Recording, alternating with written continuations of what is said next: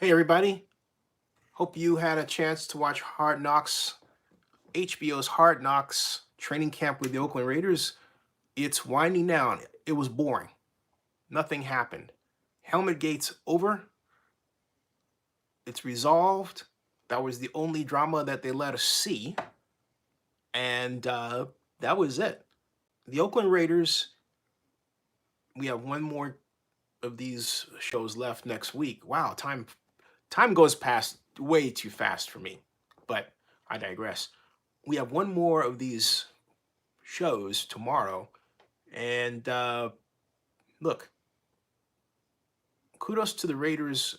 Kudos to Will Kiss, Raiders head of public relations, and the NFL, which played a heavy hand in this, for not allowing the Raiders to look bad.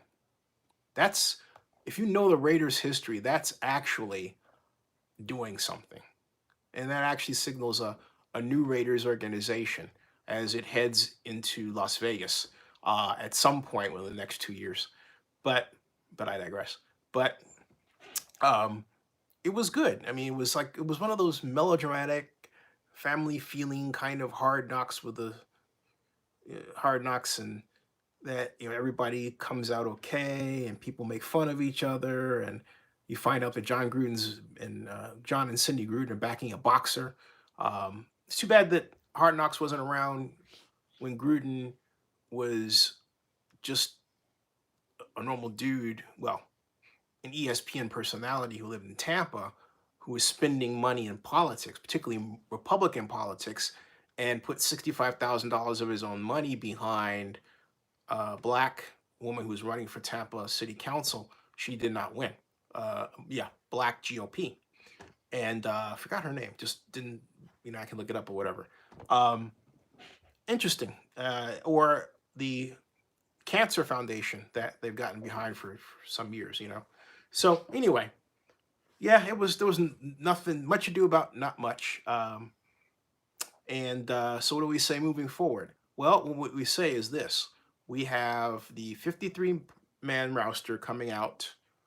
Hey, how you doing? Tomorrow, and the question is, who will make the team, and who will get cut? And to that end, I have, or I'm actually in the process of pulling up the Raiders website and going to the depth chart to you'll make some guesses about who's safe and who will not see another game in the silver and black beyond Seattle, right? Um, and that's coming up. So I think, as Buckner said, the storm is coming. The storm is coming. He cracks me up the way he talks. The storm is coming. Um, and the storm is coming. Or I'll just say the way I say it. The storm is here. Because the storm is, you know what? You're going to be looking for a job if you don't make the team. And the storm will come when you get that knock on your door telling you to bring your playbook. And that'll happen. All right, so this is what we have: the active roster player. Um, in terms of the we've got the depth chart. Here we go. So I was looking for. All right. Okay, so let's start with wide receiver. We've got Antonio Brown, J.J. Nelson, Dwayne Harris, and Rico Gafford. So of those, looks like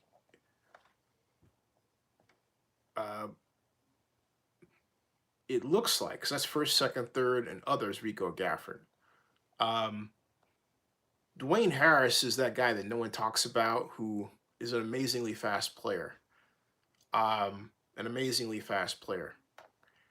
So I would say the question is, how do you fit a person in there? It's going to be tough. It's really going to be tough because among the wide receivers, that's just the first group, okay? Then there's Terrell Williams, Marcel Aitman, Keon Hatcher, and Keelan Doss. That's the um, split end. And then Hunter Renfro is a slot, and then Ryan Grant, Demornay Pearson L. All right. So I think in cutting them down, Renfro is going to make the team. You definitely know that. Uh, I personally think the best combination is if they keep, let's say, 5, 6 wide receivers. Okay. So Brown, Williams, Renfro was the starters, and then Nelson, Parker, um, and I would say, um, I mean Nelson, not Parker, Nelson, Aitman, Grant, um, and then we've got Harris, Hatcher, Pearson L. I would put Dawson rather than Pearson L. Myself, and yeah, so I could see a case for keeping 8, but that cuts into your wide receivers. So you 6, 7, all right, in there. It's hard. What I'm trying to do is basically find a way to keep Keelan Doss, and I'm sure Gruden is doing that as well. I would be very shocked if Doss were cut. If Doss were cut, given the fact that we've all been handed an extended look at him because of Hard Knocks, I would not be surprised if a team, let's see, who would snap him up real quick. Well, the Cowboys came into my head as an organization that would snap him up very rapidly. As a nice as a because of his tools, he has a great skill set. Uh, Roll says also Miami. I think Miami is a good a good possible landing spot for him too, as well as the Chicago Bears as well. So, and then, and of course, the San Francisco 49ers too. So, in fact, the Niners seem like a logical next step for Doss if he gets cut. If he gets cut. If. Because I think he could break into that roster pretty easily.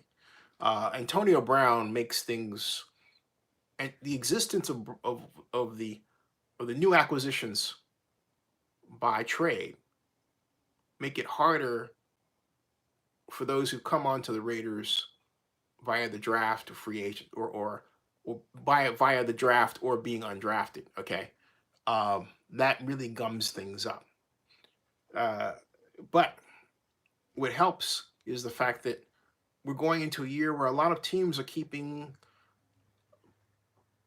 a larger than normal in the past complement of wide receivers, right? So there we go. All right. Left tackle Colton Miller's penciled in as a starter. Richie Incognito, he's fine. He's going to be out 2 games. Sean Grogan. And Rodney Hudson's at center. He's a lock, of course. Gabe Jackson. And the right tackle, Trent Brown, who's already anchored himself there. And then Darren Waller is the tight end. So we've got, so that's a solid group. Behind them, you've got Parker, Jonathan Cooper, Jordan Devy, Denver Kirkland, David Sharp, and Foster Moreau. Third string, I think you're going to start getting senior people get cut here.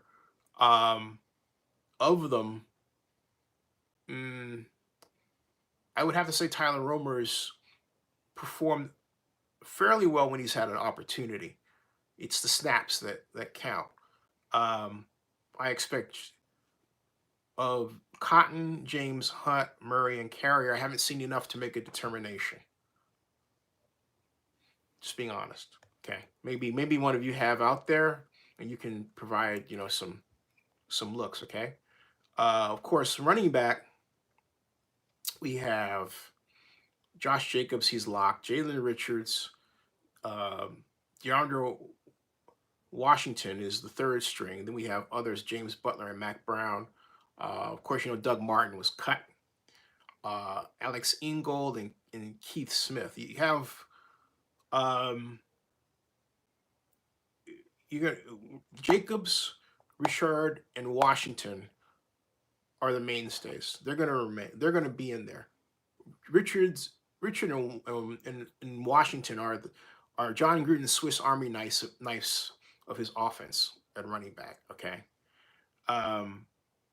and I can see Kevin got between Ingold and Kevin Smith. Ingold will stay.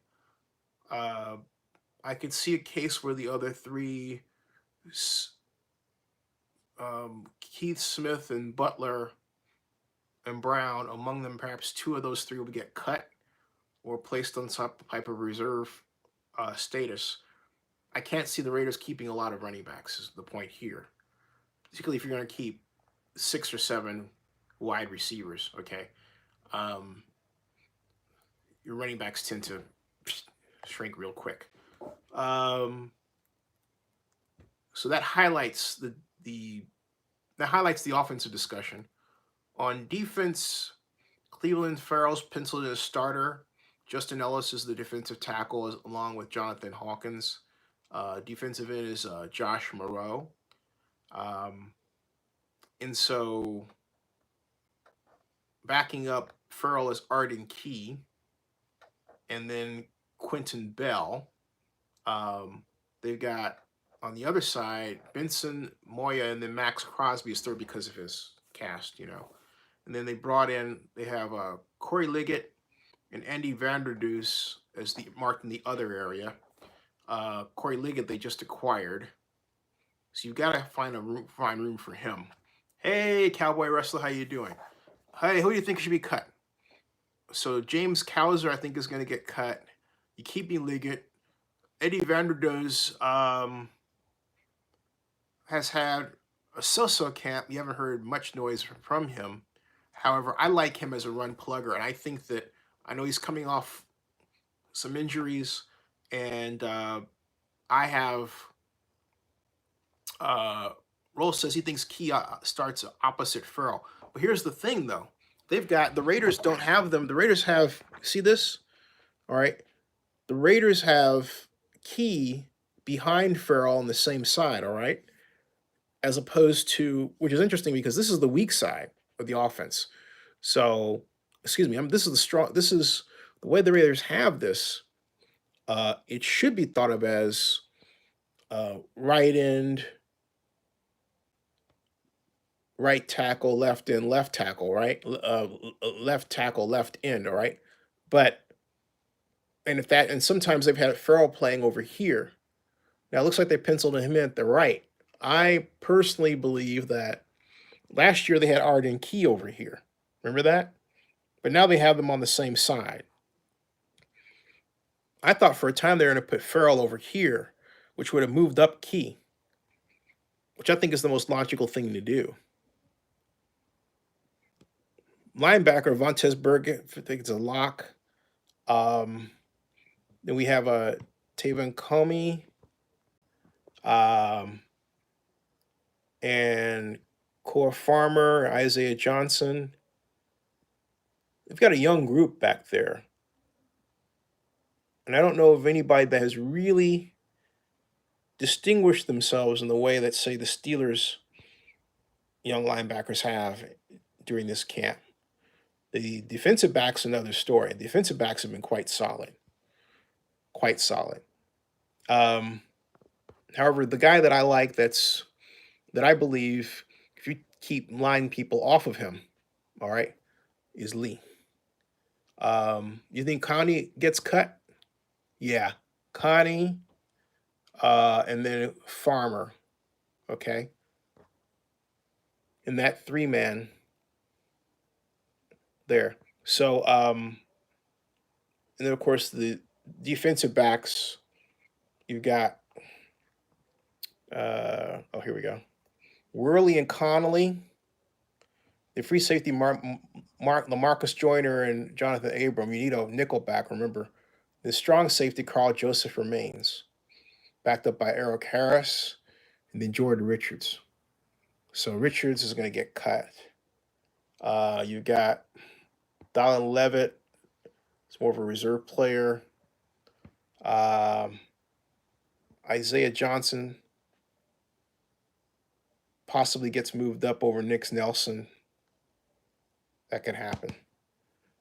So I have to go through and give this the old. That's my first cut of the roster. That's my first cut of the cut. My first cut. My first look. Right. You know what I'm trying to say, doggone it. What say you? So what say you? So I think in all, like I said, this has been uneventful. The other question is this: quarterback. So you've got do you keep 3 quarterbacks or 2? Most teams keep 2. So it comes down to this question: do you keep Peterman or Mike Glennon? And my thought is Peterman or Glennon. And I think now personally, I would keep Peterman over Glennon because I think Peterman has emerged to become a better technician. Okay. Roland Dubsney says he thinks that the team will keep 3. But in this day and age, teams tend to keep just 2. Now, do I think it's a good idea to keep 3? Personally, yeah, I do. I do. So, having said that, I would still make it this way. I would make Glennon. Glennon has the most overall experience. So even though Peterman's mechanics have improved, and they have improved dramatically, see, Glennon throws interceptions that make me uncomfortable because they're based on footwork errors. Look, all play is correctable, okay? But Peterman had games where he went 8 for 8. He got better faster to a point where it's difficult to justify Glennon ahead of Peterman. So you know what? I'm going to say this. I'm going to put Glennon 3rd. I'm going to move Glennon. I'm going to move Peterman up. Okay. Joan Dub says he thinks he has that he has a man crush on Peterman. That's interesting. Let me take a look at not the man crush part. Let me see something here. Quarterback. QB. Carr, Glennon, and Peterman. I think. See, I'm going to switch it because I think that Peterman has. I think he can come in and smoothly run the offense without error. I think Glennon can come in and run the offense with some error. And so there's a trade-off. You have to ask yourself the question, to what degree are you willing to live with that? Okay. And plus Nathan brings a running element that Glennon lacks. It's not that Glennon can't do it. He can run, but it's not his mental skill set to take off and gain yards and sort of glide through the secondary, picking up chunks, right? Nathan can do that.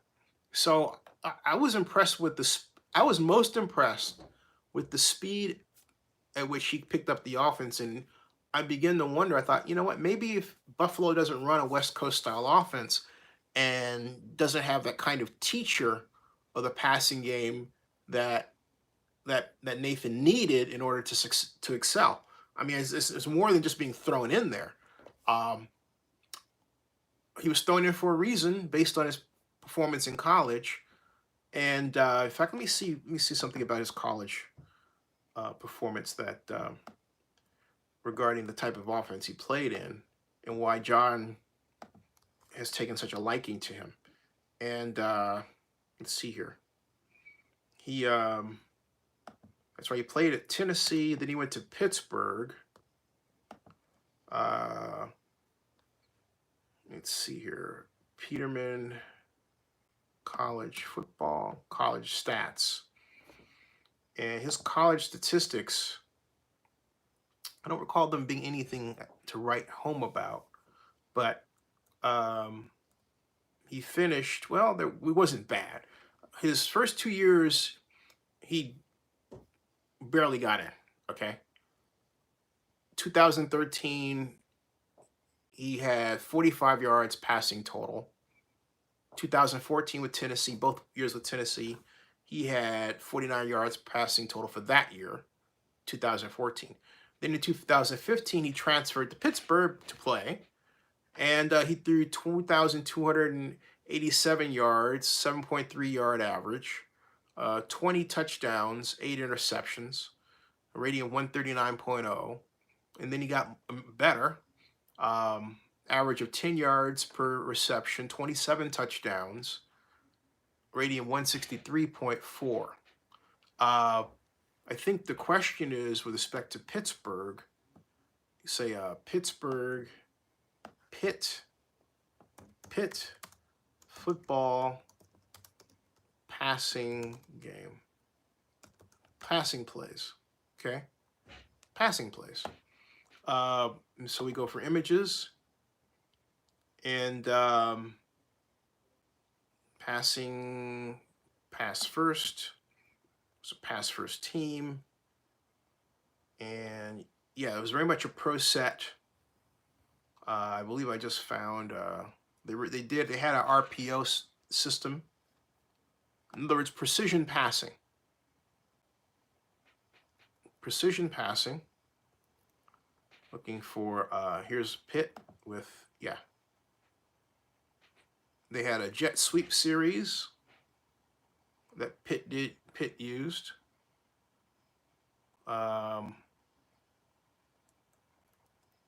Very much like, in fact, what they had was at Pitt was very much like what the Rams ran, or I should say run, okay? The modular offense, as some call it, with featuring the jet sweep, all right? So point is that he came into out of a set that prized precision passing, the Walsh style of approach. So that I think John saw that, realized that maybe he wasn't quite getting that at Buffalo, and he rolled the dice, okay, because he could have got a guy whose psyche was so screwed up that he wasn't able to effectively deliver, but he didn't. He didn't. So he didn't. Okay. Rolling Dove says Mac and Buster are out. Cowboy Wrestler, how the hell are you doing, man? How the hell are you doing? Hey, by the way, tomorrow night at 7 o'clock Pacific, I'm going to put a special up. 7 o'clock Pacific, 10 o'clock on the East. Jessica Dwyer, our new entertainment and horror vlogger, will be my guest. We're going to live stream talk about the new upcoming Star Wars Episode 9. Everything you ever wanted to talk about, the trailer, what it means, the characters, what's going to happen, the future of the Star Wars universe, we're going to hash it all out right here at Zenny62. I can't wait. And note the time, it's going to be earlier. We're not going to talk football at 10 o'clock. That's going to be later, right? Eastern, okay? 7 o'clock to 10 o'clock, just letting you know there. Yeah, all right. And it's also 117. Rob Iman says hey, Rob, how you doing? Rob is excited for episode 9. Folks, I'm going to do this because I got a big day to... Joseph Amenderas. Joseph, I also need to get you going. Joseph, wave your hand, is our newest vlogger, but I need to set him up for a test vlog. So Joseph,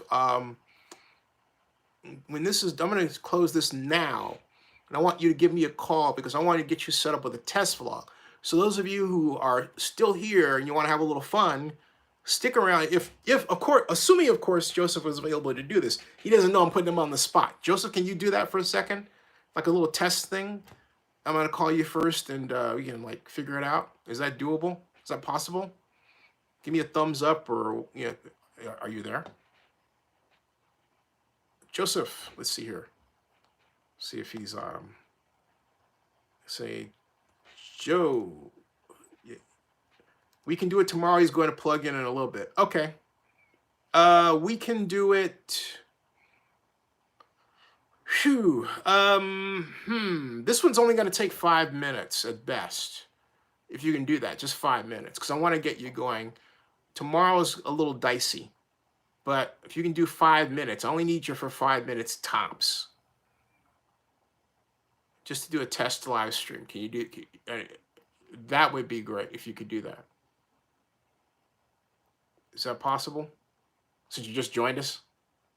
Because I'm going to get off now. And then I'm going to call you. Okay? Okay, cool. All right. So, folks, we'll see you soon. Thanks for tuning in. All right.